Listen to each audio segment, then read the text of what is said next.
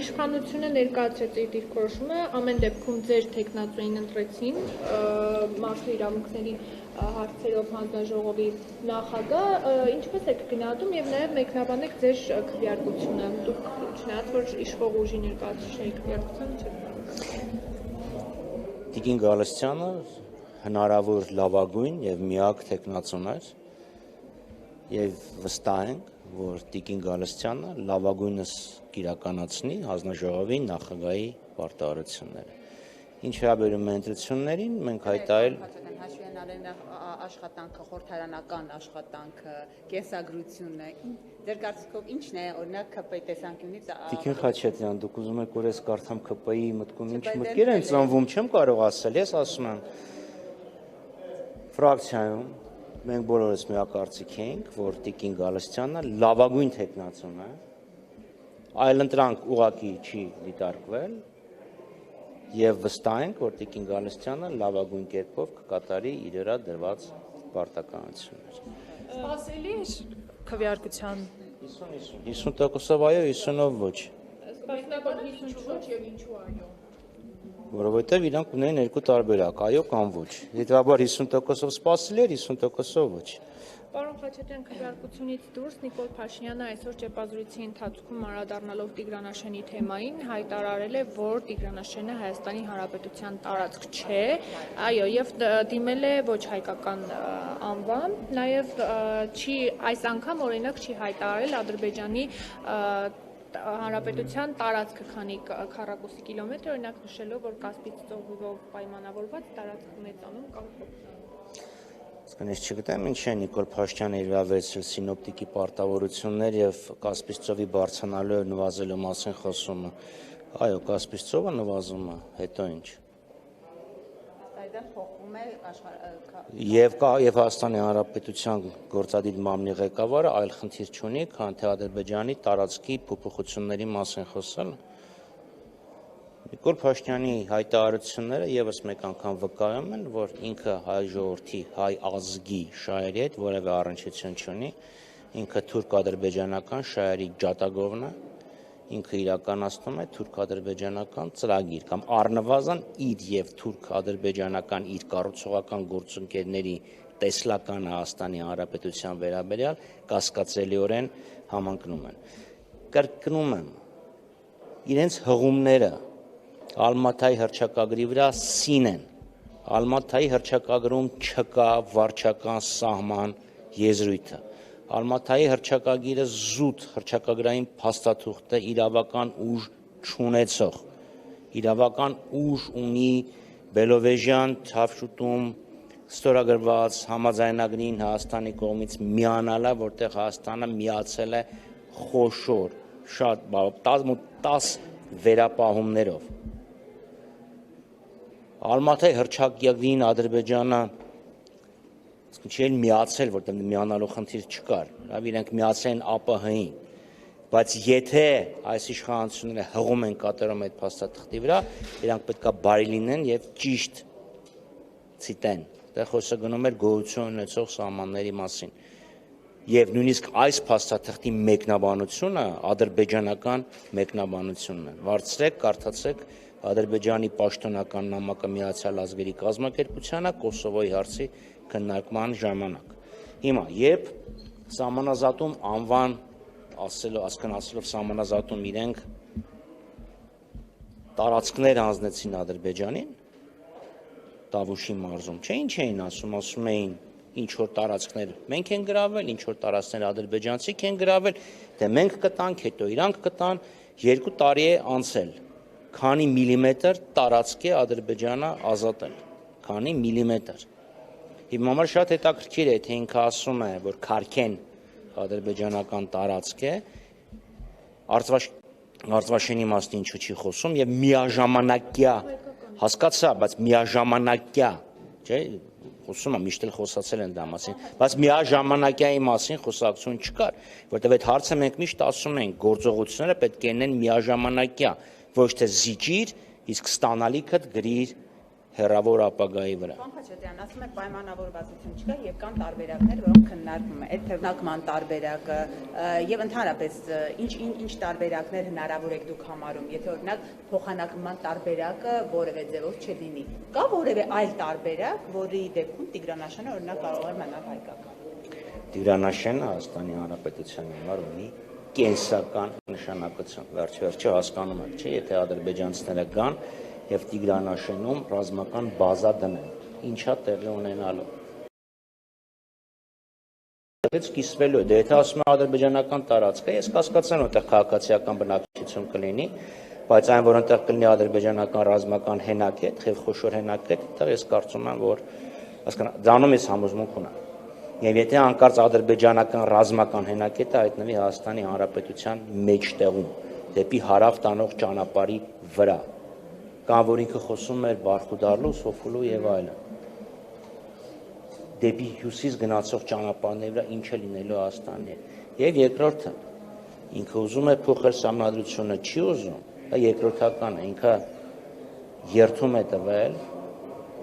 Հայաստանի սահմանադրության վրա, լավ, իհարկե ցերեմոնիալ չի եղել, եւ օրենքների վրա, որով Տիգրան Աշեն գյուղական համայնքը Արադ խոշորացված Հայաստանի Հանրապետության վարչատարածքային բաժանման օրենքով խոշորացված համակարգում է գտնվում Արադ։ Այսինքն ինչպես է ինքը փորձում դա խախտել։ Պարոն Խաչատրյան, իսկ Շարքի անվանելը դուք կարծում եք, որ դա ինչ-որ հեռահար, ասենք, Չի մասնախոսք, իրանք Նախիջևան նույնիսկ փաստաթղթերից մեկում Նախճեվան էին գրել։ ինչ է օրինակ դա։ Իսկ ինքը ճանաչում է Ադրբեջանի ինքնիշխանությունը այն տարածքի վրա, դա է խնդիրը։ Ինքը Մարկան հերթովելի խնդրում եմ։ Տվեց հարցը։ Ինչ է Յորդ խնդրում եմ հերթովեն։ Այդպես է, հա, անվանում, ասենք,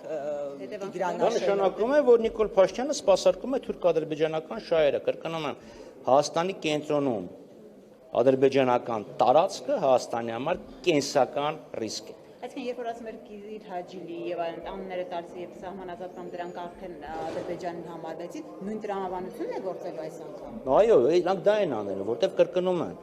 իրանք ասում էին, կտանք ինչ որ տարածքներ, ներողություն, հյուսիս-արևելքում, չէ, իրանցի հատվածում, Ադրբեջանն այնտեղ մեզանից ունի գրավյալ տարածքներ, իրանք էլ մեզ կտան։ Հիմա 2 տարուց ավել անցել է Ադրբեջանը քանի միլիմետր տարածք է վերադարձնել Հայաստանի ինքնիշխանությանը։ Այսինքն 20 թվականից անընդհատ տալիս ենք ու տալիս ենք։ Ոչ մի բան Ադրբեջանից չենք ստացել։ Այսինքն Տիգրան կարծում Աշենը եք հանձնվելու է 2026 թվականի օրինակ։ Նիկոլ Փաշինյանը ամենայն դեպս դրա անոնսը արեց, ժամկետների մասին չեմ կարող ասել։ Այսինքն հաջորդ ներողություն, հաջորդ, այսպես ասած, հասցեն ձեր կարծիքով Տիգրան Աշենն է լինելու սահմանազատման։ Մի հարց տամ, քանիսն եք եղել Տիգրան Աշեն գյուղում։ Շատ լավ, որ մտնում ես Տիգրան Աշեն գյուղ, չէ, այնտեղ հուշարձանը որ կա, հուշարձանը անցնում ես եւ կա ցուցանակ։ Պետական սահման։ Եվ եթե դու գյուղով քայլում ես, տեսել եք, չէ, գյուղը ինչքան անբարեկարգ է։ Եվ որևէ սուբվենցիոն ծրագրի հետ այնտեղ չկա։ Այդ քաղաքական որոշումը Նիկոլ Փաշինյանը կայացրել էր շատ ավելի շուտ։ Բայց Տիգրան Աշենը, պարոն Խաչատրյան, Նիկոլ Փաշինյանի եւ կառավարող ուժի իշխանության օրոք չի, որ Հայաստանի Հանրապետության վարչատարածքային բաժանման մասին օրենքով համարվում է Հայաստանի մաս։ Եթե այդտեղ անբարեկարգ վիճակ է, նշանակում է մեր պետության, անկախ պետության գոյության սկզբից է այդ անբարեկարգ վիճակը եղել։ Այնպես չէ, որ նախորդ իշխանության օրոք ինչ որ խոշորածավալներ դրումային ծրագրեր են արվել, հետո հենց որ Նիկոլ Փաշինյանը եկավ իշխանության, դադարեցվեցին, քանի որ մտադիր են հանձնել։ Սա դիտարկում, պարոն Խաչատրյան, թույլ տվեք հիմա իմ հարցերը։ Հարց համար 1, պարոն Խաչատրյան, ասում եք, որ Նիկոլ Փաշինյանը թուրք-ադրբեջանական ծրագիր է իրականացնում։ Հարցս գուցե բանալ հնչի։ Ինչ է անում Հայաստան դաշինքը եւ խորհրդարանական ընդդիմությունը կանխելու այդ ծրագրի իրականացումը։ Հարց համար 2. Եկեք հերթով անենք, որովհետեւ Քանի որ փոխկապակցված են, թույլ տվեք տամ։ Դիցուկ հունիսի 7-ի ընտրությունների արդյունքներով իշխանության էր եկել Հայաստան խմբակցությունը կամ կոալիցիա էր ձևավորվել, իշխանությունը դուք եք վերցրել։ Եվ Ադրբեջանի հետ բանակցությունների հերթական ռաունդներ Հայաստանի առջև դրվել էր անկլավների հարցը։ Դուք որպես իշխանություն ինչպես եք լուծելու այս խնդիրը։ Շնորհակալություն։ Ուրեմն դիտարկմաններ արձագանքեմ եւ հարցերին։ Գիտեք, իհարկե հարց տալու իրավունքը բոլորին, բայց եթե այդ հարցը տրվեր ենթադրենք 2018 թվականի ենթադրենք մայիսի 31-ին, հասկանալի կլիներ, բայց այդ մարդը 8 տարուց ավել Հայաստանի փաստացի ղեկավարն է, ավելի շատ, քան թե Միացյալ Նահանգների նախագահի երկու ընտրաշրջան։ Եթե Հայաստանի Հանրապետությունը 91 թվականից անկախ է, 35 տարվա 8 տարին իրանք են, կան ամենաերկար պաշտոնավարող ղեկավարներից մեկը ինքն է, ինքն է, համար եմ ասում, այսինքն եթե եկել էին փոխելու, բարելավելու խոստումով, եւ եթե չեն փոխել եւ չեն բարեփոխել, գոնե այս մասով, նշանակում է իրենք ձախողել իրենց խոստումները, նշանակում է իրենք ձախողել են իրենց հեղափոխությունը։ Դրանից բացի սուբվենցիաների քաղաքականությունը սկսեց Կարեն Կարապետյանի վարչապետության ժամանակ եւ Հայաստանի բազմաթիվ համայնքներում սուբվենցիոն ծրագրեր են իրականացվել։ Եթե այդ ծրագիրը չի իրականացվել հատկապես Տիգրանաշենով, նշանակում է հատկապես Տիգրանաշենի նկատմամբ այս իշխանությունները ունեն ճիշտ նույնպիսի մոտեցում, ինչ որ Իլհամ Ալիևը։ Երրորդ հարցը մենք ինչպես կբանակցենք, մենք կբանակցենք, թե դու ինչ նպատակ ես հետապնդում։ Եվ եթե Նիկոլ Փաշինյանի միակ նպատակն է տանկ բրծնենք Ադրբեջանի հետ հարցերս լուծենք, իրաց բարեհոգության եւ բարեգթության վրա հույսներս դնենք, մենք այստեղ ֆեստիվալներ կազմակերպենք։ Ինքը դա էր անում։ Մենք ասում ենք, որ ոչ, չի եղել աշխարհում մի դեպք, երբ դիմացինի բարեգթությունը երաշխավորում է քո խաղաղությունը։ Դու պետք է ձգտես պահպանել եւ առաջ մղել քո ազգային շահը։ Մեր ազգային շահը նշանակում քո կենսական շահերը պետք է պաշտպանվեն։ Կենսական շահերի մեջ մտնում է ադրբեջանական զինված ուժերի անվերապահ դուրսբերումը Հայաստանի Հանրապետության տարածքից, անմիջապես, գոնե այն տարածքներից, որոնք 94 թվականից հետո են մտել, որովհետև առաջի պատերազմի ժամանակ, այո, դա կարող է գնալ եւ սահմանազատման գործընթացում հարցեր լուծվել, բայց օրինակ Ջերմուկից, Սև լճից, Իշխանասարից, Շուրնուխից, իրանք պետքա դուրս գան, Շորժայից, իրանք պետքա դուրս գան։ Դա առաջին մանրաժեշտ պայմանն է։ Մեր հայրենակիցների վերադարձը Բաքվի բանտերից, Արցախի հայրենակիցների վերադարձի իրավունքը չես կարող դուրս մղել, եւ նաեւ իհարկե սահմանների խնդիրը։ Դուք ամբողջ պատկերից դուք ինքը մենակ չես կարող անես։ Լավ, չես կարող անես, դա ամբողջ կոմպլեքս միջոցառում է։ Դու մի հարցը չես կարող անես հարաբերությունների մեջից։ Վարչապետ Փաշինյանը խոսում է եւ Արցվաշենից եւ Քյարքից։ Դուք Արցվաշենը Ես Քյարքի չեմ մանում, ինչա, Քյարքի երևի նկատի։ Փոխանակ, հա, Տիգրանաշեն եւ դե ինքը այդպես ասել։ Ես մեջբերում եմ։ Հա, ինքը հա, եւ Արցվաշենից եւ Քյարքից, հա, դուք լիդեք հիմա Արցվաշենը, այսպես ասած, փոխանակել Տիգրանաշենի հետ, դա է ձեր պլանը։ Կարծում եմ, եթե դա, կարծում եմ, օրինակ ինքը ավելի օպտիմալ կարող է լինի, բայց դա խնդիրն ուրիշ է, իսկ կարծոք իր կերտ եւ կառուցողական գործընկերը իրան թույլ կտա դա հարցը բարձրացնել։ Չէ, ձեր մասին է խոսքը։ Ես ավելի Սահմանները պետք է լինեն այնպիսին, որպեսզի բավարարեն նորմալ կենսագործունեությունը, եւ դրա համար դեռևս 8-րդ գումարման ժամանակ խոսել ենք 2017 թվականի ԵԱԿ նախագահության կողմից մշակված սահմանազատման եւ սահմանագծման ուղեցույցի մասին։ Պարոն Խաչատյան, դուք նշեցիք, Որովհետեւ ներողություն եմ խնդրում։ Ձեր կարծիքով փոխանակումն է ճիշտ, իմ հարցը դա է։ Ես կարծում եմ, որ այդ հարցը պետք է լուծվի կոմպլեքս, այդտեղ խոսքը չի գնում միայն Տիգրանաշեն, Արցվաշեն, այդտեղ հարցը գնում է բոլոր այդ տարածքների ընթացքում, որոնք սովետական ժամանակ մի ձև են եղել, հիմա մի քիչ այլ են։ Բայց կրկնում եմ, չկա որևէ իրավական փաստաթուղթ, որը ասի, որ Հայաստանի Հանրապետությունն եւ Ադրբեջանը ճանաչել են վարչական սահմաններն են դիտել որպես պետական սահմաններ։ այդ փաստաթուղթը, ես չեմ ասում դա լավ է թե վատ է, ես ասում չկա նման ոչ երկկողմանի, ոչ էլ որևէ միջազգային։ Աստծո սիրուն, կարդացեք այդ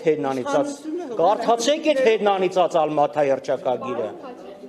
Լավ, ինչքան կարելի ասել, ժողովուրդ կեսեջ է ընդամենը։ Ալմաթայի հռչակագրում չկա վարչական սահմաններ։ Ալմաթայի հռչակագրն ասում է գործող սահմանները Ադրբեջանը միացել է ԱՊ-ին 93 թվականին։ Շատ այ եթե դա դիտում 93 թվականը թող դիտեն։ Ներողություններ, որ անդադար։ Ես իրանց ասեմ, հեսա լսեք, ես էլ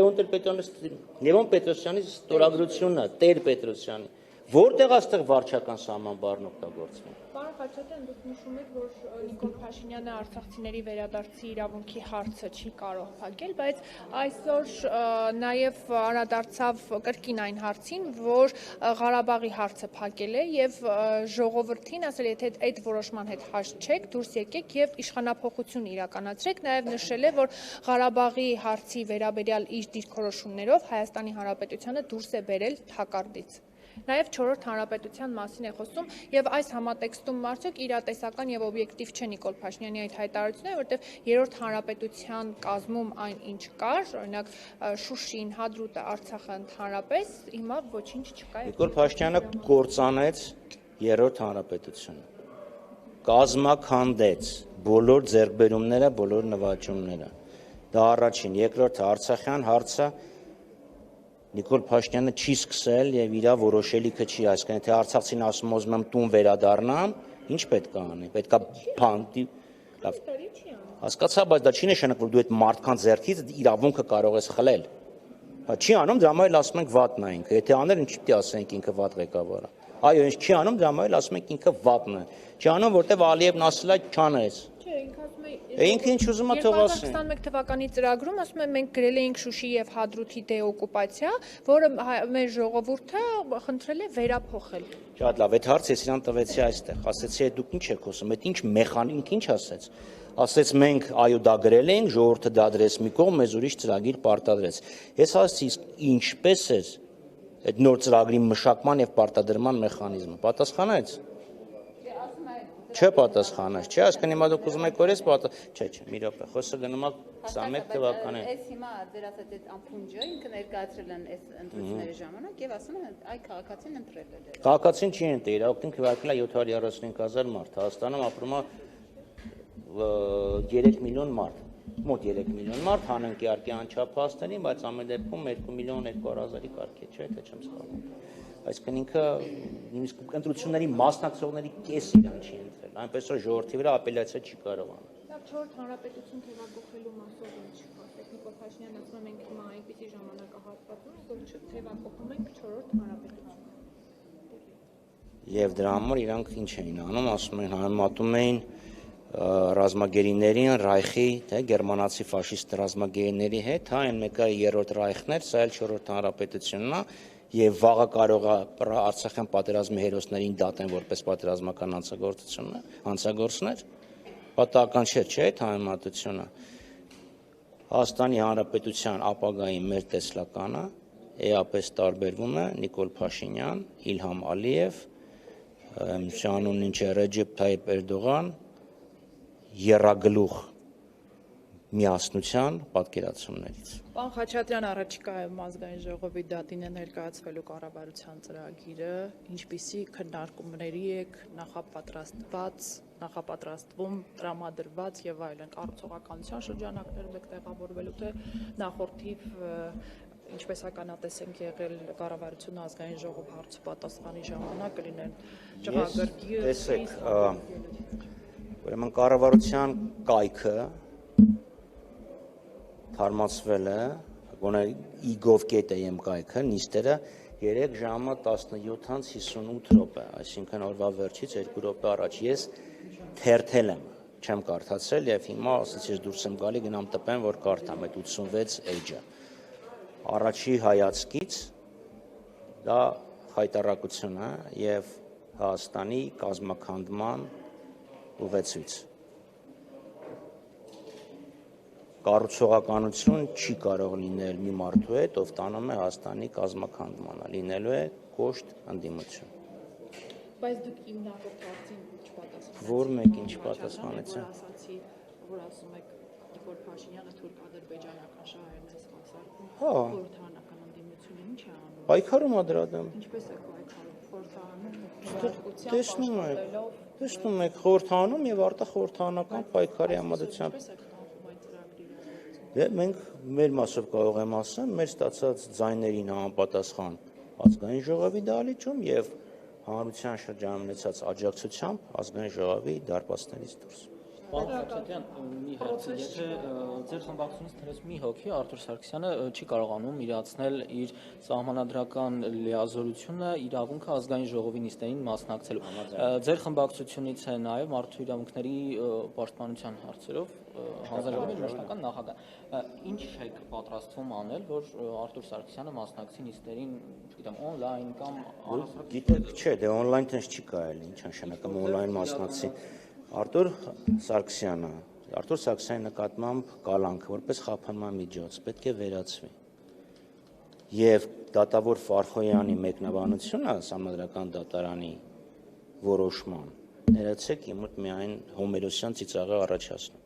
Այդ գիտեք ինչ է նշանակում, որ ես վերկենայի ասել դե նա մի անգամ արդեն երդվել եմ, երկրորդ անգամ ինչի եմ երդվում։